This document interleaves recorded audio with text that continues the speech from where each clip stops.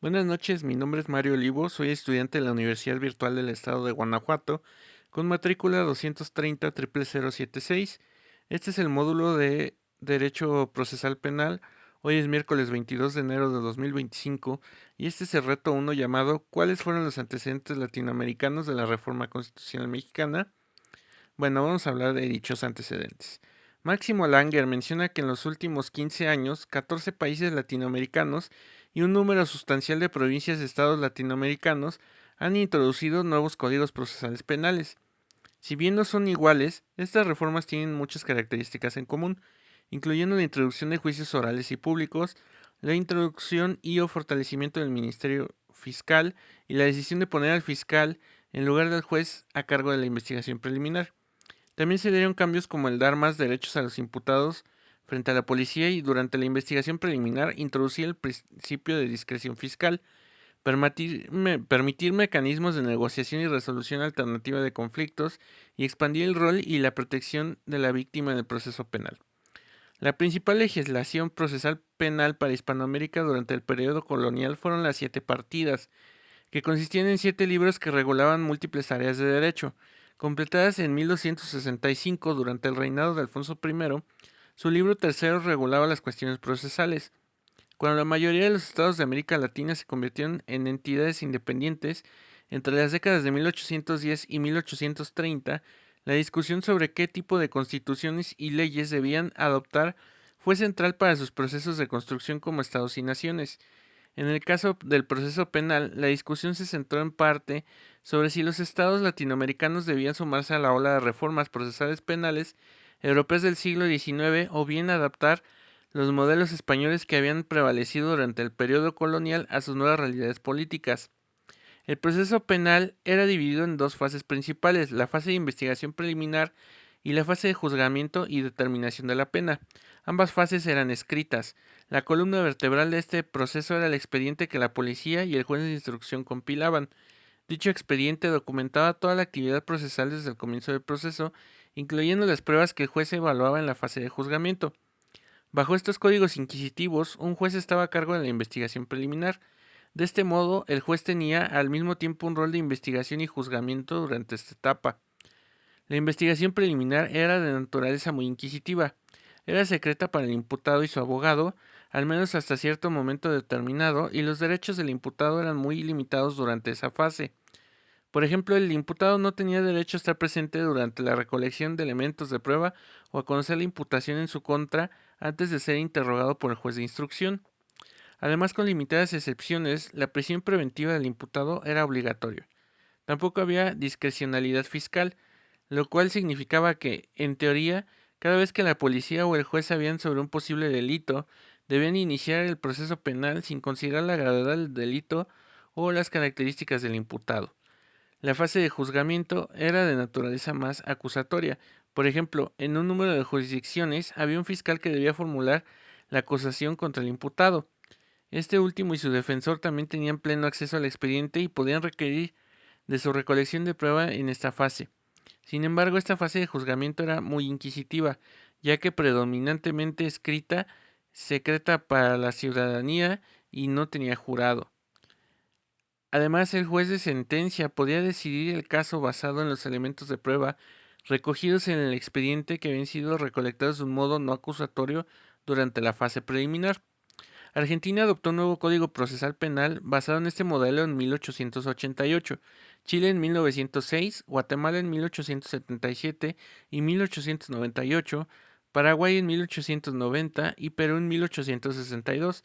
Fue durante hasta el siglo XX que muchos países de América Latina modificaron sus códigos originales e incluso aprobaron nuevos códigos.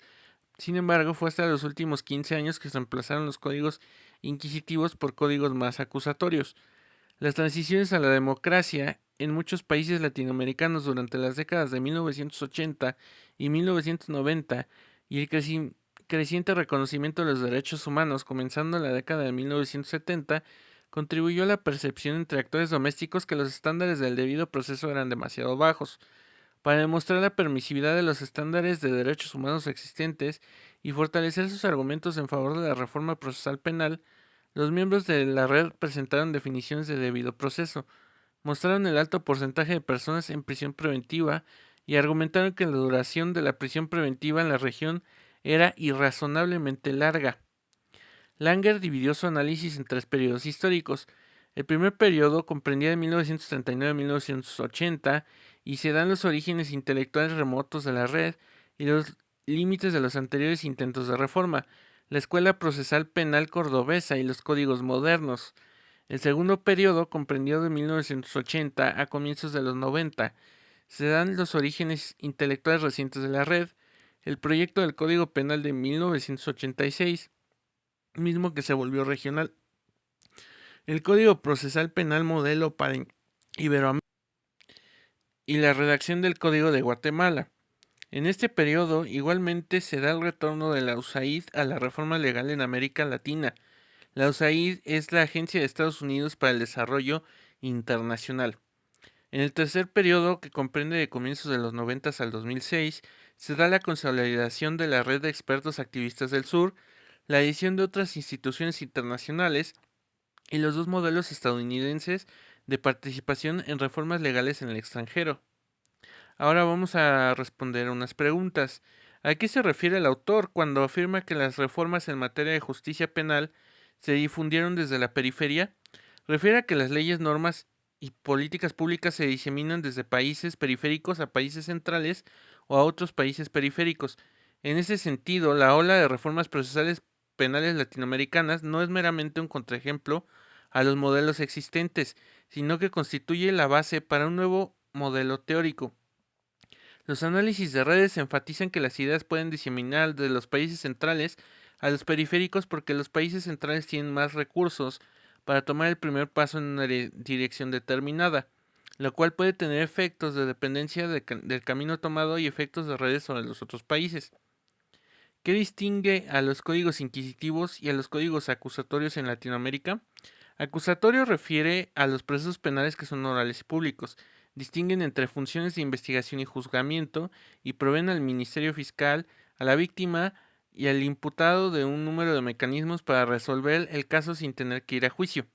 Este modelo también incluye amplios derechos para el imputado, participación popular en el juzgamiento del caso y permite que la víctima tenga un rol más importante en el proceso penal, mientras el inquisitivo se referirá a los procesos penales que presentan todos los rasgos opuestos. ¿Cómo influyeron los actores internacionales en la formación y expansión de la red de activistas y reformadores de América Latina? Bueno, esta particular ola de reformas penales en América Latina es significativa porque presenta dos rasgos que no encuadran en las categorías teóricas existentes. En primer lugar, la red latinoamericana que impulsó las reformas no encuadra en ninguno de estos tres tipos principales de redes. Redes de apoyos, movimientos sociales, redes gubernamentales transnacionales y comunidades epistémicas. Los abogados latinoamericanos trabajaron para estas reformas al mismo tiempo como expertos y activistas sin servir a un movimiento social más amplio. Estos serán referidos como una red de expertos activistas, dado que los líderes han sido actores latinoamericanos, como una red de expertos activistas del sur. El segundo rasgo original de esta ola de reformas es que la difusión de ideas en este caso difiere de los modelos presentes en la literatura existente. Dicha literatura ha analizado cómo las leyes, normas y políticas públicas normalmente se difunden del centro a la periferia. Y para concluir, yo creo que la relación que existe entre el texto de Langer y la reforma constitucional de 2008 en México es que, como menciona Langer en su texto, se tuvo una ola de reformas procesales latinoamericanas en países de los cuales pasaron de un sistema inquisitivo al sistema acusatorio. México, en dicho año mencionado, adoptó también el sistema acusatorio, en el cual se incluyeron la práctica de juicios orales y públicos, la introducción o fortalecimiento del Ministerio Fiscal, reconocer más derechos a los imputados durante el proceso, entre otros. Entonces se puede decir que el texto de Langer describe y explica a grandes rasgos los cambios que se hicieron al pasar de un sistema a otro, que fueron los mismos que fueron adoptados por México en el 2008. Y esto sería todo. Hasta luego.